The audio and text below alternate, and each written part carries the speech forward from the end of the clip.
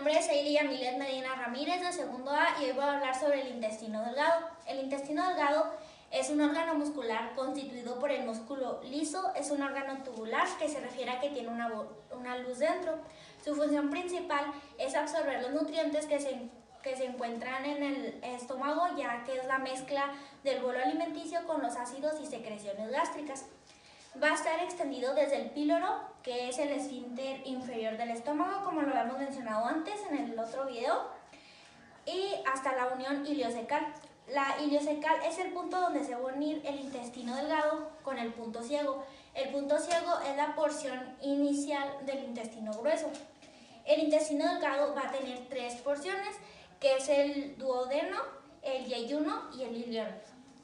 Su conexión con el estómago va a ser por medio del píloro, que es donde el paso de sustancias o alimentos que se encuentran en el estómago va a estar regulando todo el alimento que tiene que bajar al intestino delgado.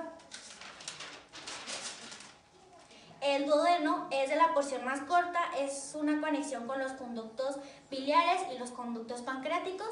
El yeyuno es la parte media.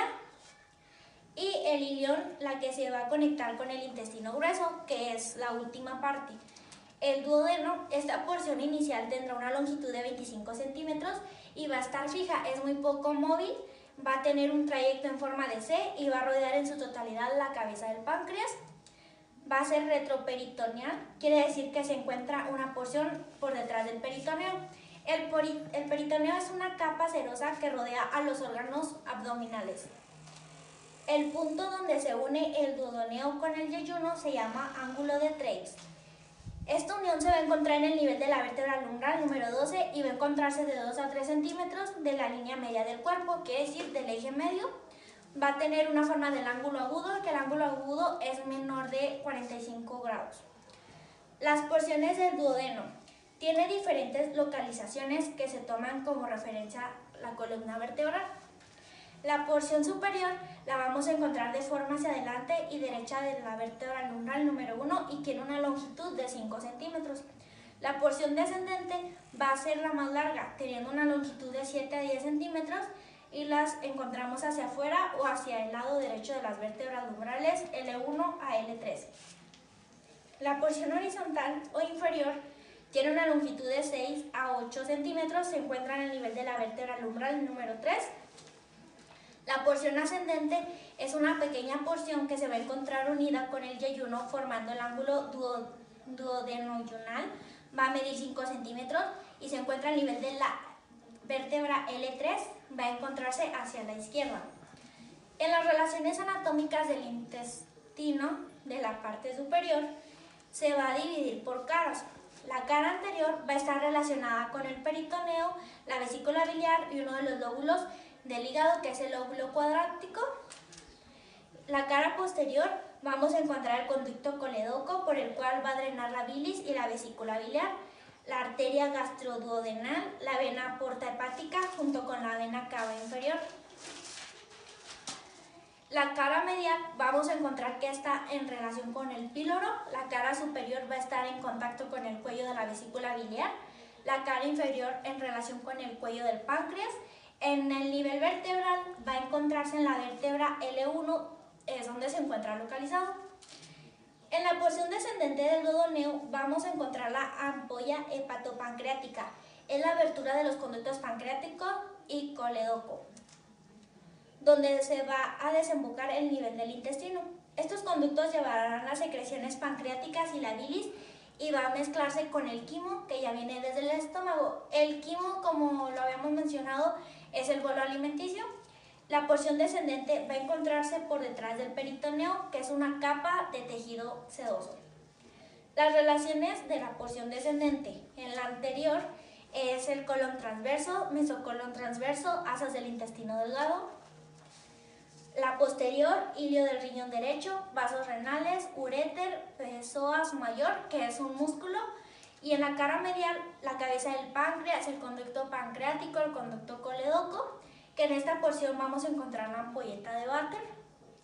En la superior es porción superior del duodeno y en la inferior porción inferior del duodeno. En el nivel vertebral va a estar en contacto con las vértebras L2 a L3.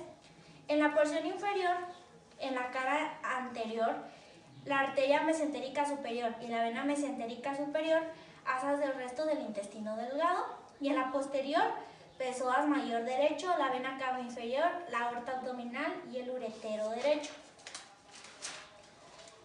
En la cara superior, la cabeza y proceso unciforme del páncreas, la vena mesentérica superior y la arteria mesentérica superior.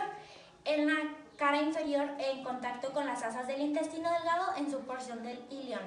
A nivel vertebral, a nivel de la vértebra lumbar número 3. La relación de la porción ascendente es donde encontramos el ángulo de Treves. Y la cara anterior es el principio de la raíz del mesentero, asas del yeyuno. En la posterior, psoas mayor izquierdo, borde izquierdo de la aorta abdominal. En la medial, proceso uniforme del páncreas, arteria mesentérica y vena mesentérica, que ambas son superiores. En la cara superior, el cuerpo del páncreas. En la cara inferior, asas del yeyuno. En el nivel vertebral, a nivel vertebral umbral de la L3. Y el yeyuno, que es la segunda porción del intestino, que como habíamos mencionado está en la parte central, que se encuentra entre el duodeno y el ilion.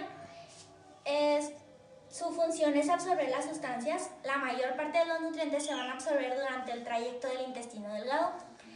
La porción del intestino es mucho más larga que el duodeno, mide de 2.5 metros de longitud. La irrigación sanguínea va a estar dada por las arterias y venas yeyunales.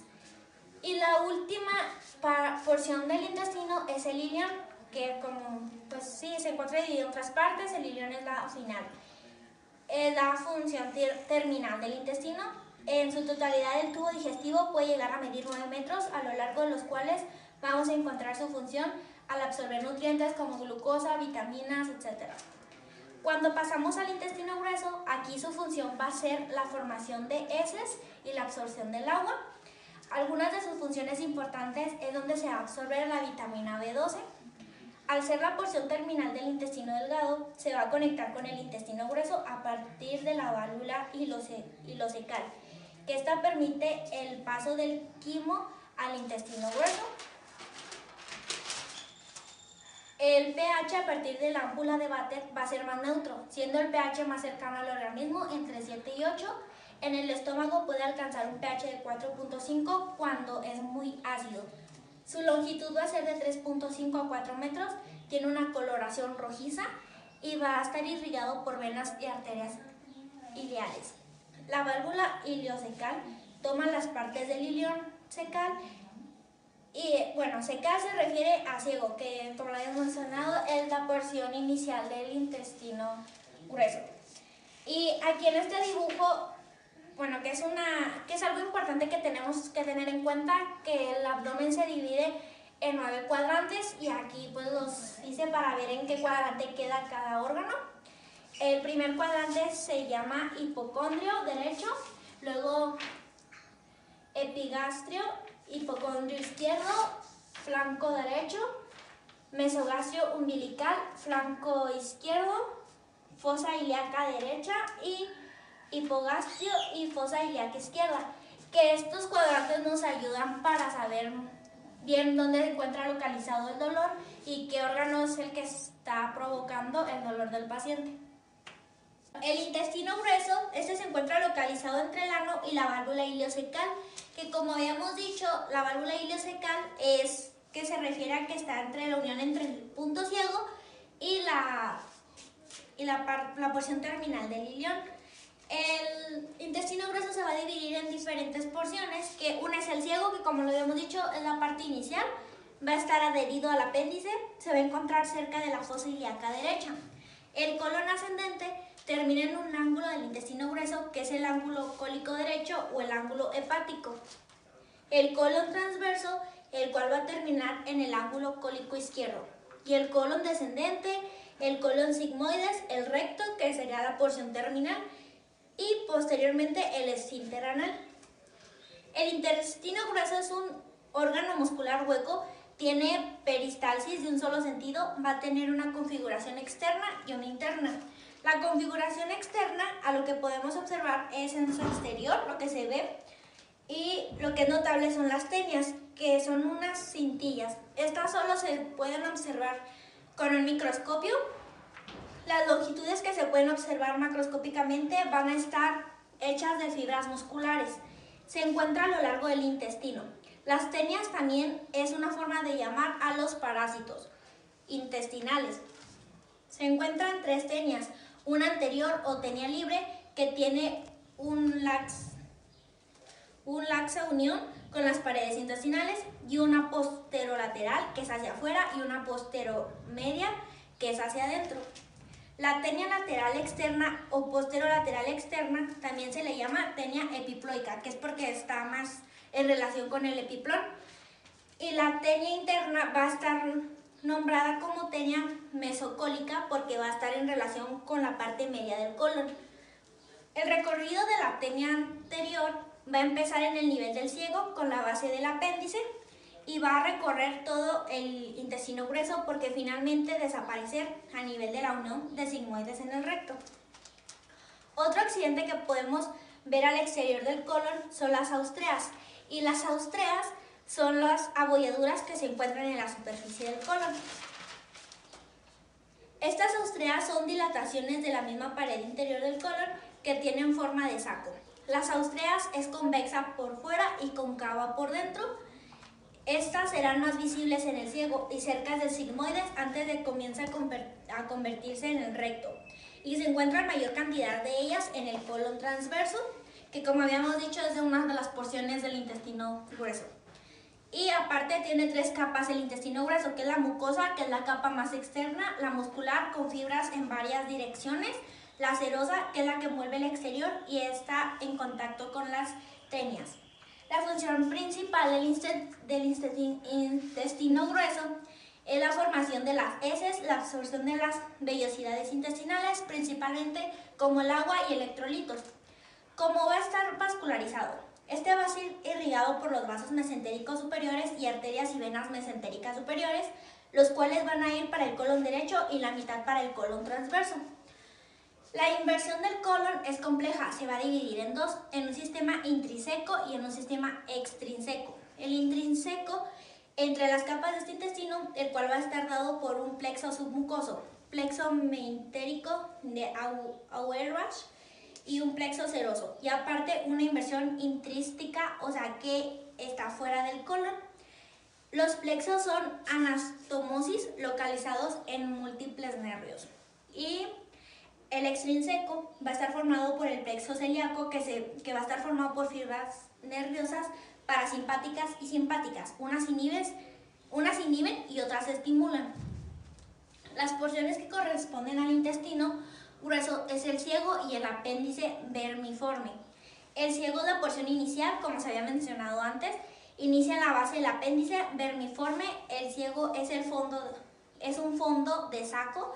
Su configuración externa van a iniciar las 3 tenias, una anterior, una posterolateral externa y una posterolateral interna. Al nivel del ciego encontramos la válvula iliocecal, que es el punto de unión entre el ilion y el ciego.